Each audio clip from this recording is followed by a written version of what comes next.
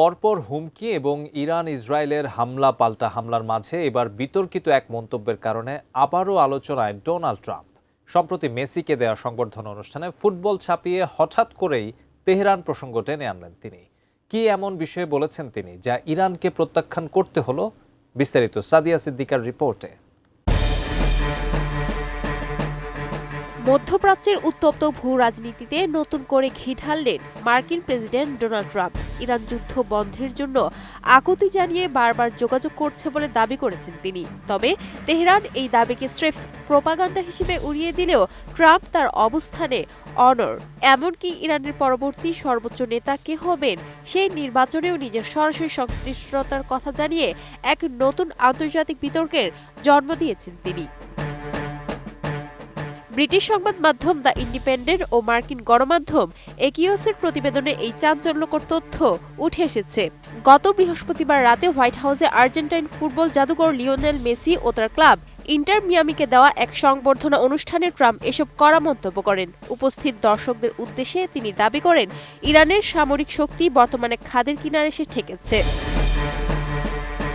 5+ star rating প্রাপ্ত দেশের সর্বোচ্চ বিদ্যুৎ সাশ্রয়ী ওয়ালটন এসি স্মার্ট কমফোর্ট এখন নেক্সট লেভেলে। ট্রাম্পের মতে দেশটির বিমান বিধ্বংসী ব্যবস্থা পুরোপুরি শেষ হয়ে গেছে এবং বর্তমানে তাদের কোনো কার্যকর বিমান বাহিনী বা আকাশ প্রতিরক্ষা ব্যবস্থা অবশিষ্ট নেই। তিনি আরও উল্লেখ করেন, ইরানের অধিকাংশ সামরিক বিমান ও যোগাযোগ ব্যবস্থা এরই মধ্যে ধ্বংস করে দেওয়া হয়েছে। ট্রাম্পের দেওয়া পরিসংখ্যান অনুযায়ী ইরানের ক্ষেপণাস্ত্র এবং লঞ্চারের প্রায় 60 থেকে 64% এরই মধ্যে ধ্বংসপ্রাপ্ত।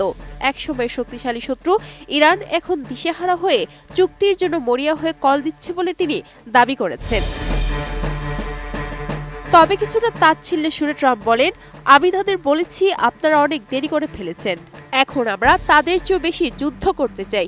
যুদ্ধ ও চুক্তির আলোচনার বাইরেও ইরানের অভ্যন্তরীণ রাজনীতিতে নজিরবিহীন হস্তক্ষেপের ইঙ্গিত দিয়েছেন মার্কিন প্রেসিডেন্ট। তিনি স্পষ্ট জানিয়েছেন, ইরানের পরবর্তী সর্বোচ্চ নেতা কে হবে তা নির্ধারণে তার ব্যক্তিগত সংশ্লিষ্ট থাকা অপরিহার্য। তেহরান যদি ওয়াশিংটনের সঙ্গে আলোচনা না করে আয়াতুল্লাহ আলী খামেনির উত্তরসূরি নির্বাচন করে তবে তা হবে স্রেফ সময়ের অপচয়। বিশেষ করে খামেনির মেজ ছেলে মোস্তফা খামেনিকে পরবর্তী নেতা হিসেবে ভাবা হচ্ছে এমন প্রসঙ্গের অবতারণা করে ট্রাম্প সাফ জানিয়ে দিয়েছেন, মোজতাবাকে নেতা হিসেবে নির্বাচিত করা হলে তিনি তা কখনো কোনোভাবেই মেনে নেবেন না। ট্রাম্পের এই সরাসরি হস্তক্ষেপের ঘোষণা বিশ্বজুড়ে কূটনৈতিক মহলে ব্যাপক আলোচনা সৃষ্টি করেছে। একদিকে সামরিক শক্তির ধ্বংসের দশা, অন্যদিকে অভ্যন্তরীণ নেতৃত্বে ওয়াশিংটনের ভেটো, সব মিলিয়ে ইরান এখন এক কঠিন অগ্নি পরীক্ষার মুখে।